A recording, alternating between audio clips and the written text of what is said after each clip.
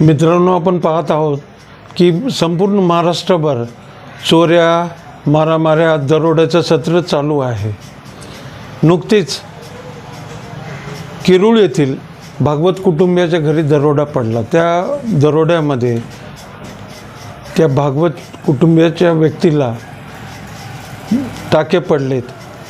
खूप सारा मुद्देमाल जो आहे तो ते घेऊन गेलेले आहेत। हे सर्वाचं प्रमुख कारण जर आपण पाहिलं तर याचं प्रमुख कारण हे बेरोजगारी आहे। गेले 10 वर्षात केंद्र सरकारने फक्त 9.5 लाख रोजगार निर्माण केलेला आहे आणि इतर राज्यांनी सुद्धा रोजगार निर्माण केलेला नाही।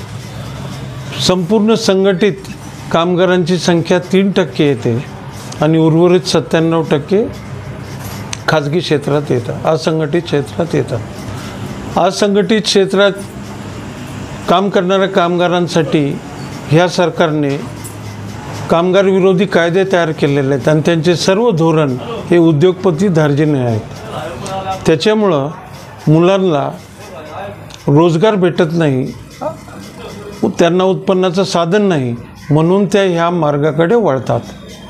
माझं असं म्हणणं आहे की ग्रामीण भागात वस्तीवर राहणाऱ्या लोकांना शासनाने शस्त्र परवाने द्यावा, जेणेकरून ते स्वतःरक्षण करू शकते। शस्त्र परवान्याचा दुसरा बी एक फायदा होऊ शकतो की आज आपण पाहतो मुंबई पुण्यात ज्या बँका आणि मोठे मोठे कार्यालय आहेत तिथं बंदूकधारी वॉचमॅन शिपाई लागतात।